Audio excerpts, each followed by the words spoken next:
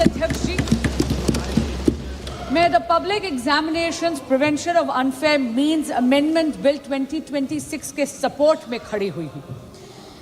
अध्यक्ष जी, ये एक ट्रांसफॉर्मेटिव अमेंडमेंट है। इसकी न केवल आवश्यकता है बल्कि ये आज के समय की मांग भी है और इस अमेंडमेंट को लाना आदरणीय प्रधानमंत्री श्री नरेंद्र मोदी जी की संवेदनशीलता और उनकी जिम्मेदाराना सरकार का प्रमाण है।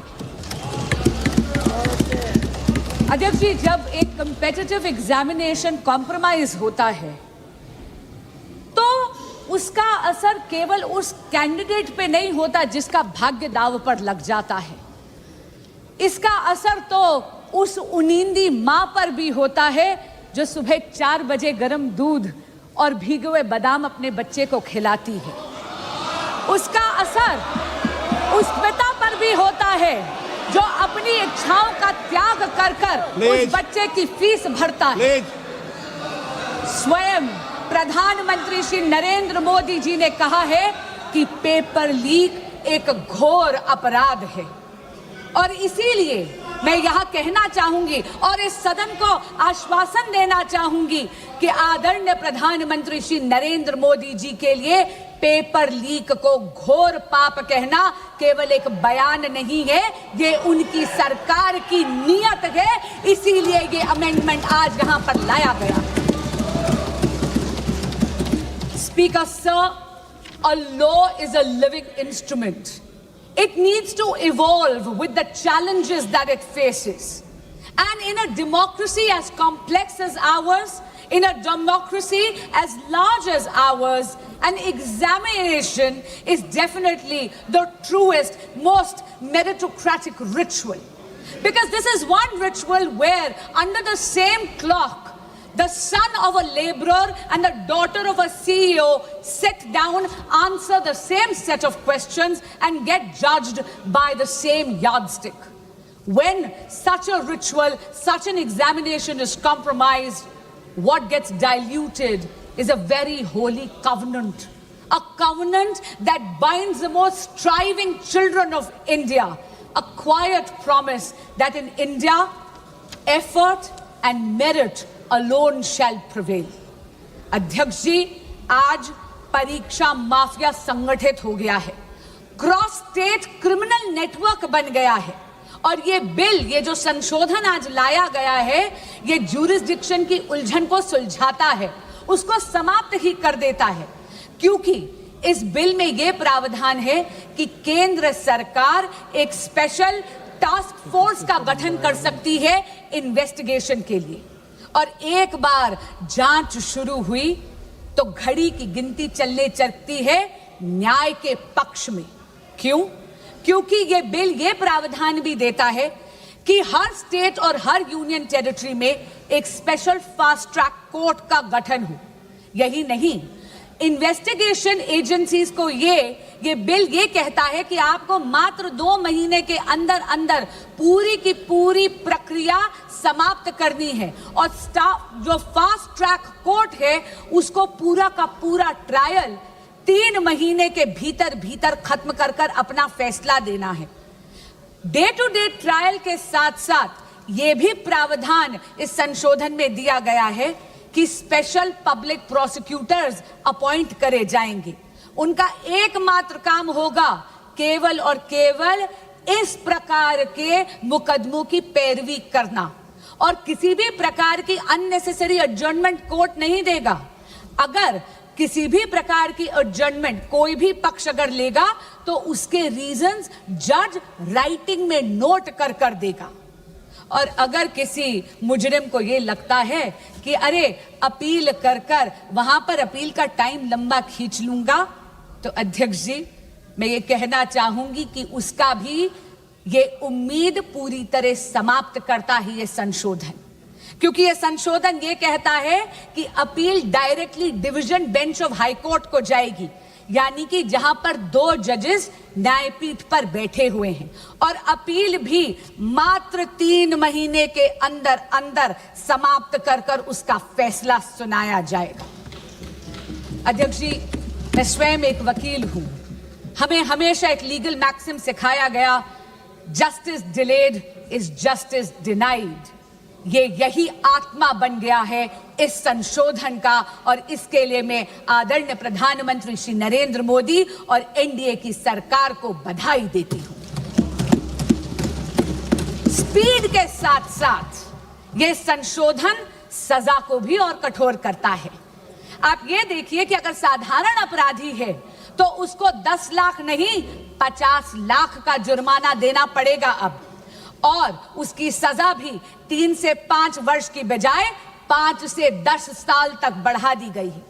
अगर कोई सर्विस प्रोवाइडर इसमें जुर्म करता है तो उसका जुर्माना बढ़ाकर 5 करोड़ रुपए कर दिया गया है, और 8 साल के लिए उसको डीबार कर दिया जाएगा। और यही नहीं, अगर कोई क्रिमिनल ऑर्गेनाइजेशन इसमें है, कोई संगठित अपराध इसमें अगर पाया जाता है तो मिनिमम फाइन 10 करोड़ रुपए कर दिया गया है, और जेल का टर्म 7 से 10 वर्ष कर दिया गया है।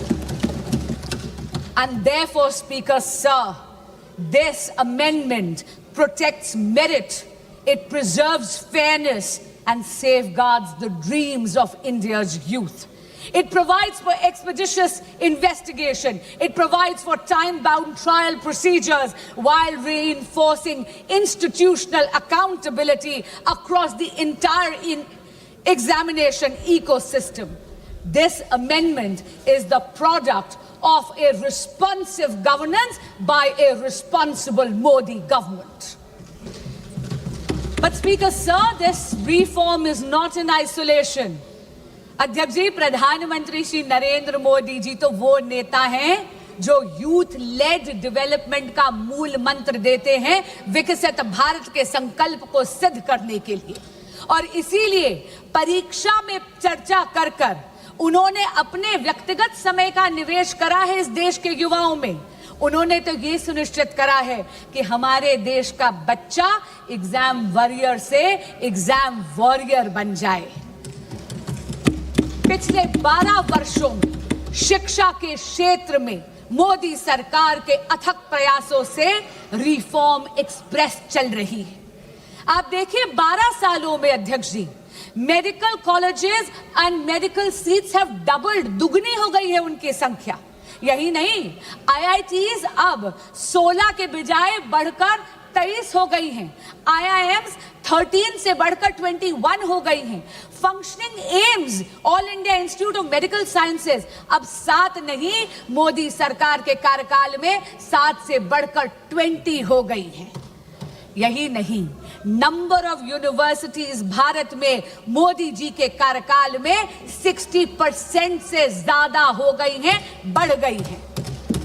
As far as higher education enrollment statistics are concerned, अध्यक्ष जी, 91 लाख एडिशनल स्टूडेंट्स अब हायर एजुकेशन के इंस्टीट्यूट्स में एनरोल करते हैं, जिसमें से 50 लाख महिला स्टूडेंट्स हैं, फीमेल स्टूडेंट्स हैं। और हाँ, एससी स्टूडेंट्स की एनरोलमेंट तो 44% हो गई है। एसटी स्टूडेंट्स की संख्या बढ़कर 65% हो गई है। अध्यक्ष जी, ये विस्तार केवल अफसरों का विस्तार नहीं है, ये सामाजिक न्याय का विस्तार है। लेकिन मोदी सरकार ने रिफॉर्म्स को केवल इंस्टीट्यूशंस तक सीमित नहीं रखा, डिजिटाइज कर कर यह सुनिश्चित कर दिया कि दीक्षा के माध्यम से एजुकेशन हर बच्चे के मोबाइल फोन तक पहुंच जाए। ईट पाठशाला के माध्यम से पूरी की पूरी लाइब्रेरी अब बच्चों की हथेली में है। CUET जैसा एडमिशन प्रोसेस के लिए एग्जामिनेशन लाकर एडमिशन प्रोसेस को और ज्यादा पारदर्शी यानी ट्रांसपेरेंट बना दिया, और NEP 2020 में भारत की एजुकेशन सिस्टम को रिजिड स्ट्रीम से मुक्त कर दिया गया है। यदि कोई स्टूडेंट बायोलॉजी के साथ साथ म्यूजिक पढ़ना चाहता है तो उसको अब अपनी प्रतिभा में किसी एक सब्जेक्ट का चयन करने की जरूरत नहीं है, क्योंकि नरेंद्र मोदी जी ने यह सुनिश्चित कर दिया है कि प्रतिभा ना परिस्थितियों की अधीन होनी चाहिए और ना ही एजुकेशन स्ट्रीम्स की मोहताज। अध्यक्ष जी, जब अफसरों का विस्तार होता है तो उसके साथ साथ उन अफसरों की निष्पक्षता भी सुनिश्चित करनी अनिवार्य है। ये अमेंडमेंट बिल 2026 का यही सुनिश्चित करता है। अध्यक्ष जी, इस सदन में पिछले 2 वर्षों से मैंने देखा है कि बहस तथ्यों पर होनी चाहिए, बहस नैरेटिव पे नहीं होनी चाहिए, बहस प्रमाणों पर होनी चाहिए, बहस पूर्वाग्रह पर नहीं होनी चाहिए। इसीलिए मैं ये जरूर कहना चाहूंगी आपके माध्यम से विपक्ष के साथियों को, सबसे पहली बात तो बेल सरकार नहीं, इस देश का कोर्ट देता है और लोकतंत्र में judiciary is independent of the executive and the legislature. दूसरी बात मैं ये कहना चाहूंगी, कांग्रेस के साथी और विपक्ष के कुछ साथी एक नैरेटिव बिल्ड करने की कोशिश कर रहे हैं, जैसे कि पेपर लीक की समस्या, एग्जाम कॉम्प्रोमाइजिंग की समस्या केवल और केवल 2014 के बाद पैदा हुई है। अध्यक्ष जी, मीडिया की रिपोर्टों का अगर हम सच माने तो विपक्षी दलों के जहां जहां पर शासित राज्य हैं और पिछले जब 1 दशक था, जब 2014 से पहले कांग्रेस लेड यूपीए सरकार था, तब 1 नहीं 2 नहीं बल्कि टोटल 22 बार पेपर लीक होकर कैंसिल करने पड़े। उनमें से कांग्रेस लेड यूपीए सरकार के अधिकार क्षेत्र में आने वाले 6 ऐसे एग्जामिनेशंस हैं जो सीधा केंद्र सरकार के नीचे आते थे। अध्यक्ष जी, AIIMS PG examination 2006, ICAI CPT examination 2007, CLAT 2009, Railway Recruitment Board Examination 2009, AIEEE 2011, SSC CGL Examination 2013, ये सारी की सारी पेपर लीक तब थी जब विपक्षी दल सत्ता में था, यानी कांग्रेस लेड यूपीए गवर्नमेंट थी। अब मैं राज्यों के कुछ आंकड़े आपको देना चाहूंगी। राजस्थान में जब कांग्रेस की सरकार थी तो REET, RPSC, senior teacher recruitment, police constable examination recruitment, forest guard recruitment, CHMO recruitment exams leak हुए। टीएमसी की जब सरकार थी पश्चिम बंगाल में टीचर रिक्रूटमेंट स्कैम में सुप्रीम कोर्ट ने 27,753 अपॉइंटमेंट्स को कैंसिल करा गया, क्योंकि उन्होंने उसमें फ्रॉड और मैनिपुलेशन पाया। यही नहीं, जब बीआरएस की सरकार थी तेलंगाना में तो टीएसपीएससी पेपर का लीक हुआ। उत्तर प्रदेश में जब सपा की सरकार थी तो police constable recruitment paper leak हुआ। तब तो सॉल्वर गैंग्स और ऑर्गेनाइज्ड एग्जाम फ्रॉड के गैंग्स वहां ऑपरेट करते थे। और हाल ही में पंजाब में, ये तो इसी साल की बात कर रही हूं, फार्मेसी ऑफिसर रिक्रूटमेंट एग्जामिनेशन में तो हाई टेक यानी ब्लूटूथ का इस्तेमाल कर उस पेपर को कॉम्प्रोमाइज करना गया। पर मैं पूछना चाहती हूं, इससे पहले कि विपक्ष मुझ पर यह इल्जाम लगाए that I am talking about whataboutery, this is not about whataboutery, but I am calling out the opposition on its selective outrage. मैं पूछना चाहती हूं विपक्ष से कि अगर ये सिद्धांत की लड़ाई है तो सिद्धांत सरकार देख के बदल कैसे जाता है। मैं पूछना चाहती हूं कि अभी खड़े होकर इन्होंने तत्कालीन केंद्रीय शिक्षा मंत्री की बात करी, क्या माननीय गौरव गोगोई जी ने अभी तक पंजाब के एजुकेशन मिनिस्टर का इस्तीफा मांगा है या नहीं? यही बात नहीं है अध्यक्ष जी, एक सिंगल प्रोफेशनल टेस्टिंग एजेंसी की मांग पिछले 30 साल से इस देश में पेंडिंग थी। 1986 की जो नेशनल पॉलिसी थी एजुकेशन की, उसका जब प्रोग्राम ऑफ एक्शन 1992 में आया तब ये मांग उभर कर आई। इसको आईआईटी डायरेक्टर्स कमेटी ने 2010 में रीइटरेट करा, इसे दोहराया, लेकिन ये मांग इसको अनदेखा कर दिया कांग्रेस पार्टी और यूपीए ने। क्यों? क्योंकि उनको कोई फर्क नहीं पड़ रहा था कि इस देश के युवा का भविष्य कसौटी पर नहीं उखड़ रहा था। उनको कोई फर्क नहीं पड़ रहा था कि इस देश के युवा का भविष्य उसकी बलि दी जा रही थी। ये तो नरेंद्र मोदी की सरकार आई, एनडीए की सरकार आई तो 2017 में एनडीए का गठन हुआ। अध्यक्ष जी, जहां पर कांग्रेस शासित यूपीए ने पॉलिसी वैक्यूम करा, वहीं पर अगर मैं जेनजी की भाषा को बोरो करूं, then I will have to say Modi ji clocked it and provided a legislative solution. But while Narendra Modi provided an anti-paper leak law, a very robust law, which today is being even more formidable, all that the opposition did was chase political opportunism. अध्यक्ष जी, फर्क साफ है। फर्क केवल सरकार का नहीं, फर्क सोच का भी है। यूपीए का मंत्र है delay, deflect and deny. Modi का मंत्र है डिटेक्ट, डिसाइड एंड डिलीवर।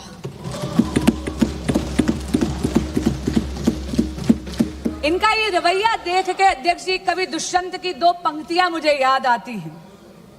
तुम्हारे पैरों के नीचे कोई जमीन नहीं है, तुम्हारे पैरों के नीचे कोई जमीन नहीं है, कमाल है कि फिर भी तुम्हें यकीन नहीं है।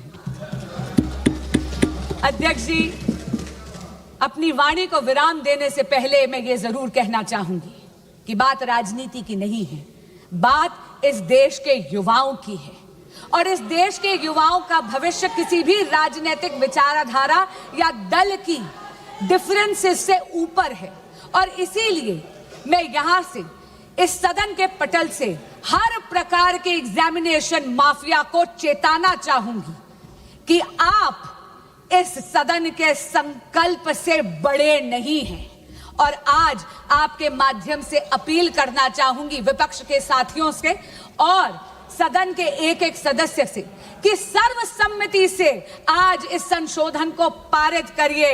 अब ना कोई पेपर बिकेगा, ना किसी का सपना झुकेगा। जो युवाओं के भविष्य को लूटेगा वो सलाखों के पीछे रहेगा। जय जगन्नाथ। बहुत बहुत धन्यवाद। श्री अखिलेश यादव जी।